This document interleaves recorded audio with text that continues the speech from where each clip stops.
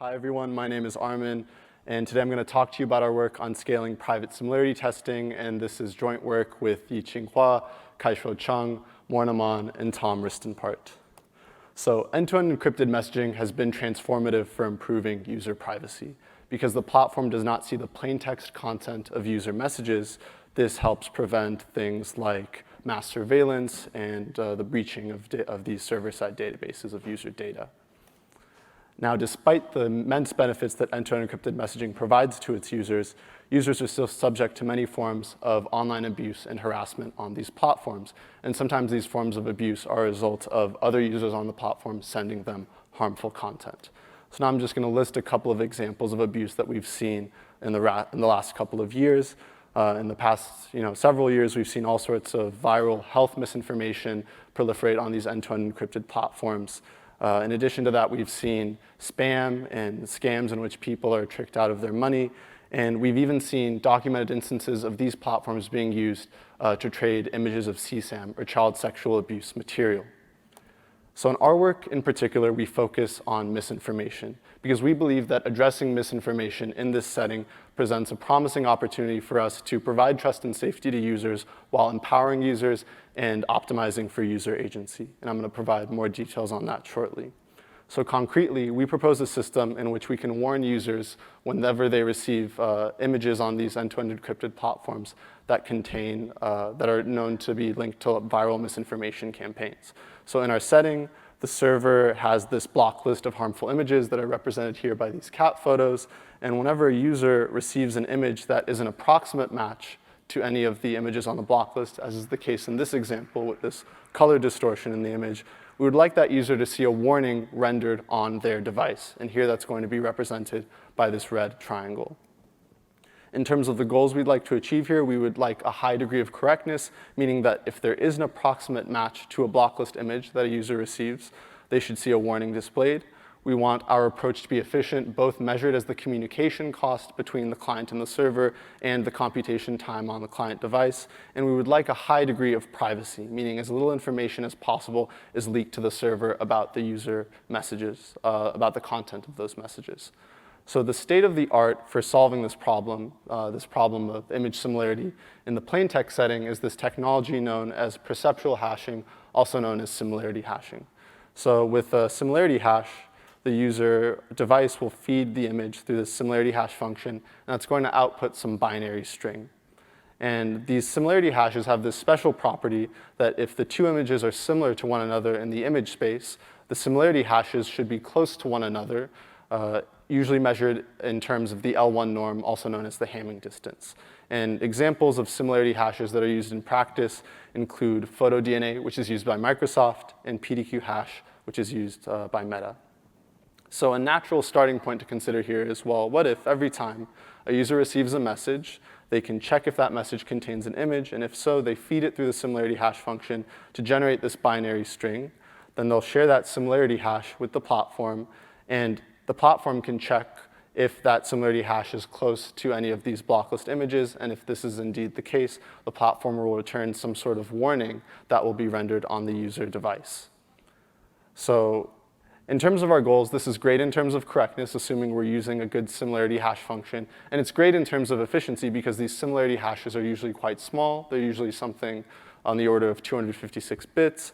However, this is not great in terms of privacy. It turns out that these similarity hashes, unlike cryptographic hashes, leak a lot of information about the image, and they allow the adversary to guess the image received with high confidence.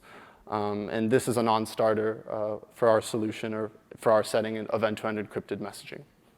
So an alternate proposal to consider, as was alluded to by some of these straw proposals mentioned in the earlier PRR talks, is having the server simply send the full database to the client, and then the client can perform this check locally and render a warning if appropriate. So the server will feed that block list through the entire similarity hash function, and then whenever the client receives an image, they hash the image and then check the image against the block list that they received from the server. And they'll render a warning locally on device if that match actually ends up happening. And so this is great in terms of correctness for the same reasons as mentioned before with the prior approach. And it's great in terms of privacy because nothing is being leaked to the server at all. However, this is not so great in terms of efficiency, as these block lists can grow to be rather large, and they can be updated rather frequently, especially in the case of viral misinformation. So our idea is to interpolate between these two approaches and kind of get a hybrid between them so we can enjoy sort of the best of both worlds among these benefits. And we propose an approach called similarity-based bucketization. So the user takes their image, they generate what we call a coarse embedding based on that image, which is like a scaled down and noised version of this similarity hash. So it's leaking a controlled amount of information that it shares with the server. The server takes that coarse embedding and uses it to filter its block list of harmful images into a ideally smaller bucket of potential matches. And then that smaller bucket of potential matches can be fed into some sort of image comparison protocol. And in the simplest case, we can have the entire bucket simply be sent to the client so that the client can essentially perform these checks locally and render these warnings locally as well. So now I'm going to provide a couple more details on our coarse embedding part, how the user actually generates this piece of information, or rather the client generates this piece of information that is shared with the server. So the first step is to generate a similarity hash, as described before. And you'll notice here that I've labeled the indexes under the bits of this 5-bit toy example of a similarity hash. The user, or client rather, will sample a random subset I of D indices, where D is one of the parameters of our scheme, and here D is equal to 3.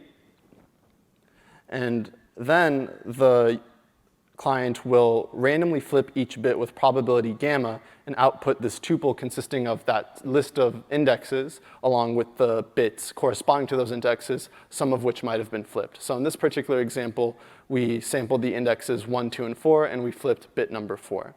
Now when it comes time for the server to receive this coarse embedding and filter its block list, for every single image hash in that block list, it's going to include that image hash in the bucket if the distance between that image hash and the coarse embedding is less than some threshold k, which is also another parameter of our scheme.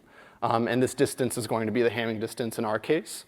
And you'll notice here that we have to perform this distance comparison at the corresponding index locations. So here we're comparing the bits at indexes 1, 2, and 4, and in this particular example, the distance is going to be 1. So if that's below this coarse threshold, this candidate hash will be included in the bucket.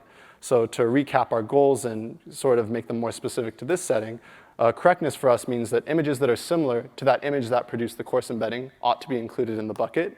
Efficiency means that this bucket should be small relative to the size of the full block list. Privacy means that the adversary should not be able to guess the image given the coarse embedding with very high confidence. And here's just a legend to remind you of our notation. The trade-offs go as follows. So an increase in this parameter D, which is the index subset size, leads to a decrease in privacy, but an increase in correctness because this is increasing the amount of bits of the similarity hash that you get to observe as the adversary. An increase in gamma, which is our noise parameter, will have the opposite effect. It's going to increase privacy because it adds more noise, but that's going to, in turn, decrease correctness. And finally, increasing this coarse threshold for inclusion in the bucket is going to increase correctness and decrease efficiency because our buckets are going to be larger on average, but because of that, they're going to be likelier to contain matches if any such matches exist. So now we answer the question of how we measure privacy. And the general setup we have here is, again, the adversarial server, in this case, gets to see this coarse embedding, and they try to guess if that coarse embedding corresponds to a particular image they have in mind, which is W sub ADV in this example. And one of the privacy measures we have here is going to measure the adversarial precision in guessing if that coarse embedding corresponds to a particular image, which is here, again, WADV. And to remind you, precision in this case means what is the probability that, conditioned on the adversary saying this is a match, that this actually is indeed a match. So we perform simulations on real-world data, on a real-world data set of Twitter images in order to evaluate the correctness, privacy, and efficiency of our approach. And to give you a taste of that, when we try this out with D equal to 9, gamma equal to 0.05, which is the noise parameter, and the coarse threshold K equal to 3, we can achieve a correctness of above 95%.